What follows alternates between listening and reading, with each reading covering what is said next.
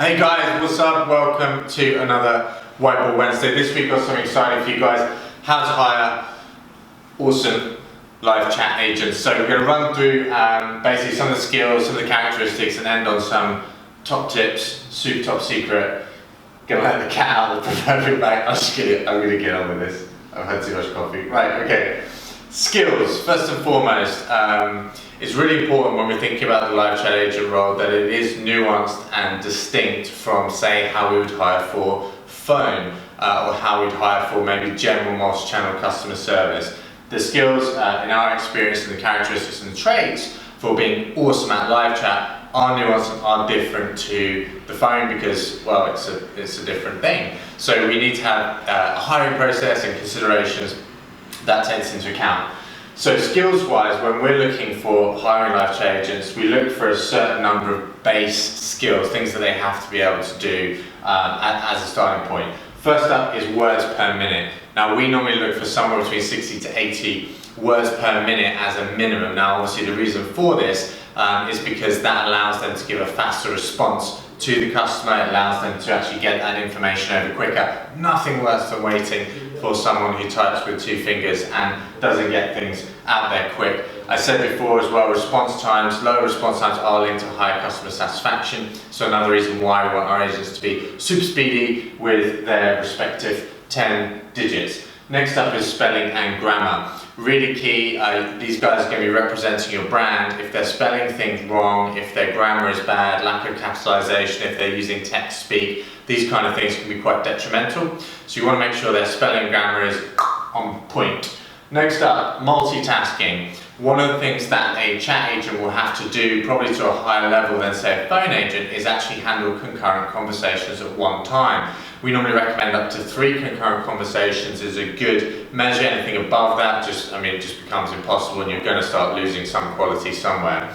But the ability to actually engage with different customers on different journeys and not kind of freak out and work through that is really important, which kind of leads me on nicely to pressure. It's not a skill that they need to be able to exert pressure, but it is a skill that they need to be able to work under exerted pressure. It sounds quite villainous. It's not villainous, they're not in advice, but they do have to be able to work under pressure. They do have to be able to handle that situation where chat is popping off, maybe they're out there 3 and then maybe there's more people that want to engage with them. Maybe there's people that are asking them a lot of questions and then you just go and hunt that information down. Ability to work under pressure is key. Very fast moving job, very difficult job actually to get done well. Next up is attention to detail, sort of similar to spelling and grammar, but this also relates to keeping sure that we know the flow that conversation is on, we know the kind of products and services they're looking at, we're not giving out the wrong information, and that we're also making sure we're squaring away any information they're asking us for.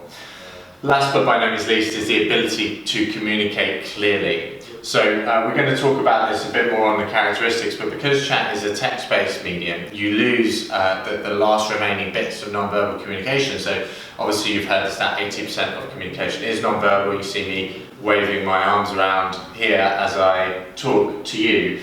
The phone actually still lets you keep things like tone, speed, pitch and intonation of voice, and these are still quite good indicators. I can sound really, really happy, or I can sound really angry and mad. And so we can still take a lot from that. With chat, you lose all of that. The analogy I like to give is if you ever got a text message from a friend, you thought they were angry with you, and then you call them up and they were like, no, I wasn't angry with you, I was just in a rush, I was running for a bus, I was doing something else. That's the kind of errors that we see coming through if someone isn't able to clearly communicate and articulate what they mean and how they mean it. That's a real problem. So leading from that onto the characteristics, the thing we look for, I guess almost more than anything in terms of characteristics, is are they engaging? Do they actually want to build a relationship with the customer? Do they actually want to go to that level down in terms of their interaction, their understanding? If the customer is, for example, saying, I really want to buy this particular new car, are we asking them, is the purchase for anything in particular? Have they been looking at the car for a while? Are we asking questions that allow us to build a relationship with the customer as well as being effective at serving the customer? So that idea of actually being engaged and interested and finding out more and having that kind of curiosity is really important. Are they proactive? Are they trying to work with the customer to actually actively solve their issue or problem? Are they looking at other solutions that they know work for other customers and matching those up? Are they a problem solver in that sense? Passion is key, so they're going to be the face of the brand, and I can't stress that enough. They are a key point of your new or existing customer contact method. If they're not passionate, as a general rule, this is a general don't hire people who aren't passionate thing, but especially for live chat, we've got it here. Just don't hire people that aren't passionate. It doesn't work very well. They have to be inspiring, they have to be awesome, because they're going to be representing you and your brand. Are they goal orientated? Your agent should be driving towards particular targets, be it on response time, satisfaction rates, conversion rates, first time fix rates, whatever the metrics are that are right for your program. And it's really important that they actually take pride in achieving those, and that they're striving to actually achieve those things.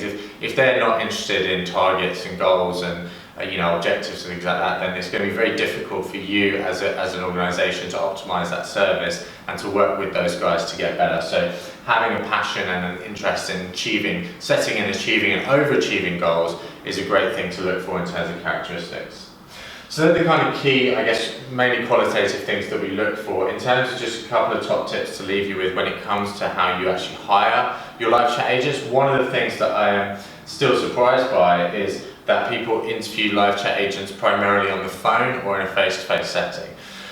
We don't do that. So for us, the first 2 or 3 stages of interviews are all conducted over live chat, because really what we want to assess is how well are these skills delivered? Can they actually do it when it counts, when they're under pressure in an interview situation? Can they still get their words out? And do their characteristics come through on a text-based instant messaging type of communication method? Because it is a very different way of talking to each other than, say, the phone or face-to-face. So we don't bring in phone, for example, until much later down the line. So if you're interviewing for live chat, I would suggest that at least somewhere in that process, you're having a live chat conversation with the person that you're hoping to represent you in live chat. The other thing is test. Sounds really obvious, but you need to make sure you're creating testing programs that screen for basic skills, but also that try and give you some understanding of whether they're displaying these characteristics, right? So on a skills-based level, words per minute, pretty easy, spelling and grammar, relatively easy. You need to obviously check for that. But then the side on the characteristics of the engagement side, the proactive side, we use things like actually getting them to learn like a dummy customer, and getting them to chat through various scenarios: angry customer, happy customer, sad customer. Sounds like the 7 dwarfs more than the 7 scenarios, but testing is important. And then finally, train. So getting the right people to start with is super important, but then actually getting people to become even better through structured training and personal development is key. So for our particular team, they will get looked after by a team leader. Every week they'll get their QA scores, their quality assurance scores, they'll get their key metrics, and then they'll get a written personal development plan which will lead on to additional training and personal development on a modular, self-taught, group or individual one-to-one basis. So it's really important to understand that not always will people have done chat before. Sometimes if they've done it, they might do it in a way that you don't want them to do it. They might be very salesy and you want a very softy approach, or vice versa.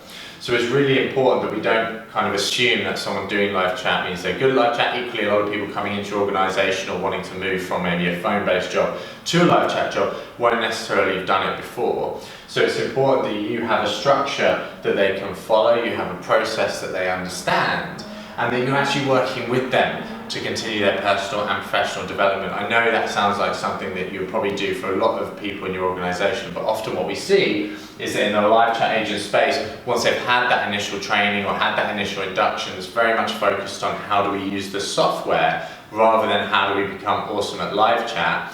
That tends to kind of be it. And so they know how to use the software, they might have a bit of a process to follow, and they kind of freestyle it, and everyone sees what happens. And normally some good things happen, but it's important to understand that if you don't have an ongoing training and development structure that's based on you actually being able to identify where are their weak points, where are there areas for improvement, then it's going to be difficult for you to actually get awesome live chat agents, because everyone needs to continue to improve and continue to develop. Guys, that was how to hire awesome live chat agents. Hope you enjoyed it. Do feel free to subscribe somewhere below. Thanks again for watching, and I will catch you next week.